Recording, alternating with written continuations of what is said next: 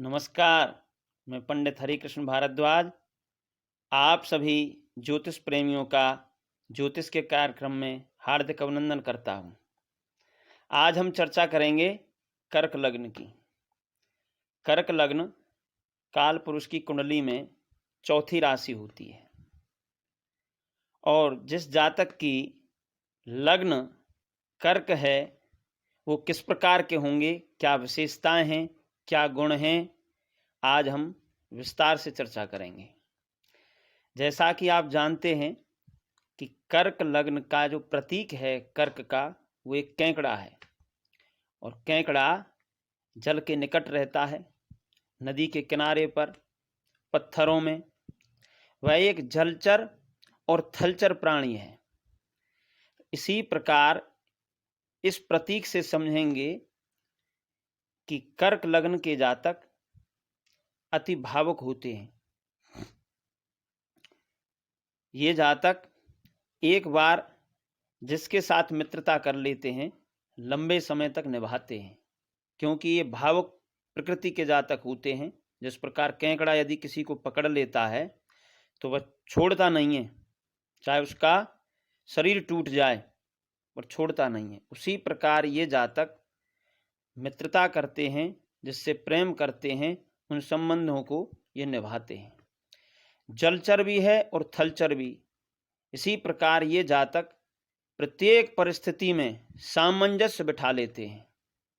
इनके जीवन में जैसी भी परिस्थिति आए, ये व्यक्ति अपने आप को उसके अनुकूल ढाल लेते हैं। इसका जो तत्व है वह जल तत्व है। तो जल तत्व क्या प्रदर्शित करता है? जल का गुण है बहना, गतिशीलता, निरंतरता, और जल प्राणदाता है। बिना जल के अधिक समय तक मनुष्य जीवित नहीं रह सकता। इसी प्रकार कर्क लग्न के जातक जल की तरह निरंतरता में विश्वास करते हैं।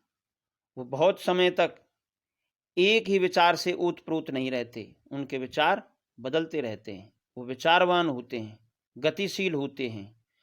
और जब जल को एक ही स्थान पर इकट्ठा कर दिया जाता है तो आप जानते हैं कि जल सड़ जाता है, खराब हो जाता है, दूषित हो जाता है। लेकिन जब नदी में जल बहता है तो बहता हुआ जल स्वच्छ होता है, पीने योग्य होता है। उसी प्रकार ये जातक अपने जीवन में सदैव जल की तरह विचारवान रहते हैं, निरंतर उन्नति करते रहते हैं और बहुत ही भावुक होते हैं, क्योंकि चतुर्थ भाव जो है हृदय का भाव है।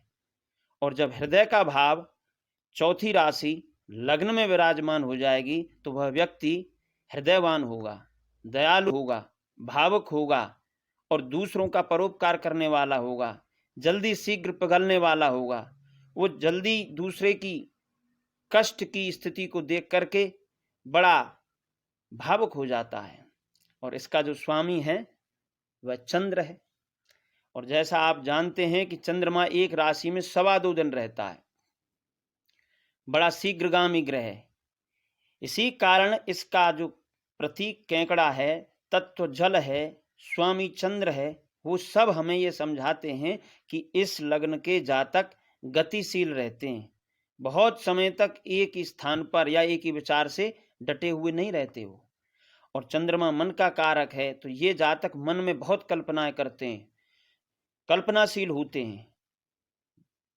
ज्यादातर कवि, लेखक, साहित्यकार जो अच्छी अच्छी पुस्तकें लिखते हैं वो कर्क लग्न के जातक होते हैं, क्योंकि कर्क लग्न का जातक प्रकृति प्रेमी होता है। जो प्रकृति प्रेमी है वही साहित्य लिखेगा। और चंद्रमा पृथ्वी के सबसे निकट है, इसलिए उसका मन पर सबसे अधिक प्रभाव है, चंद्रमा का सबसे अधिक प्रभाव है। इसीलिए किसी भी कार्य को करने में जब भी आप मुहूर्त दिखाते हैं, कहीं भी आप देखते हैं तो राशि देखते हैं। राशि का अर्थ है कि जन्म के समय चंद्रमा किस राशि में था, इसलिए चंद्रमा का विशेष महत्व है। तो इसका स्वामी जो है चंद्र है। और चंद्र जो है रानी का पद लेता है नवग्रहों में जो पद हैं। तो इसका स्वभाव रानी की तरह होता है, दयालु होता है, प्रजा के प्रति सद्भाव रखती है रानी। इसी क्रम में आप देखेंगे कि संसार में अधिकांशतः जो उच्च शिखर के नेता हुए हैं वो कर्क राशि के हैं। कर्क राशि के नेता इसलिए हैं क्योंकि चौथी राशि जनता का घर है। चौथा जो घर है वह सुख का घर है, चौथा जो घर है वह जन्मभूमि का घर है। तो जब जनता का घर स्वयं लग्न में विराजमान हो जाता है चौथी राशि कर्क, तो ऐसे जातक को जनता से, प्रजा से बहुत प्रेम मिलता है और वह समाज में अपनी एक अच्छी छवि बनाने में कामयाब होता है। तो एक अच्छा नेता बनता है। वह जो भी निर्णय लेता है अधिकांशतः भावुकता में लेता है। कर्क लग्न का जातक बड़ा दयालु होता है, प्रकृति प्रेमी होता है। यह चर राशि है, इसलिए चर राशि होने के कारण ये जातक अपने जीवन में अधिक समय तक एक ही कैरियर को नहीं रख पाते।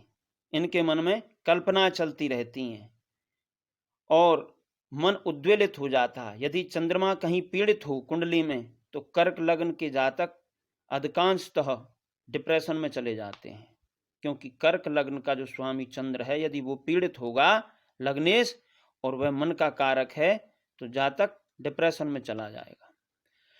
इस कुंडली में मंगल जो हैं दशम भाव और पंचम भाव के स्वामी होकर बैठे हैं, तो वो सबसे श्रेष्ठ राजयोग कारक ग्रह हैं। यदि वो अच्छी स्थिति में हो तो जातक बहुत उच्च शिखर पर पहुंचता है। और इस लग्न के जो स्वामी ग्रह हैं वो सूर्य, मंगल और गुरु हैं। यदि इनकी स्थिति अच्छी हो तो जातक बहुत समाज में नाम कमाता है, श्रेष्ठ पद प्राप्त होता है। शुक्र इसमें चतुर्थ भाव और लाभ भाव के स्वामी हैं। तो यदि शुक्र अपनी राशि में हो या उच्च का होकर के नवम भाव में बैठा हो तो जातक को उच्च मकान, कई मकान होंगे, बहुवचन में उच्च वाहन होंगे, सभी प्रकार के उसको सुख प्राप्त होंगे। और इसमें जो रत्न है इसके लिए श्रेष्ठ रत्न है मोती। स्थिति देख करके मूंगा भी धारण किया जा सकता है कि मंगल की स्थिति कैसी है। पुखराज भाग्येश हैं, स्थिति देख करके पुखराज भी इनके लिए अच्छा है। तो कर्क लग्न के जातक जीवन में श्रेष्ठ पद प्राप्त करते हैं, अच्छे नेता बनते हैं, अच्छे साहित्यकार बनते हैं, प्रकृति प्रेमी होते हैं, दयालु होते हैं। दाम्पत्य जीवन इनका कुछ थोड़ा मनमुटाव के साथ चलता है, क्योंकि वहां पर जाकर के इनकी राशि जो है शनि की आ जाती है, इसलिए इनका दाम्पत्य जीवन हम अच्छा नहीं कह सकते, सामान्य रहता है। तो आप सभी को बहुत बहुत नमस्कार, धन्यवाद। आने वाली वीडियो में हम सिंह लग्न की चर्चा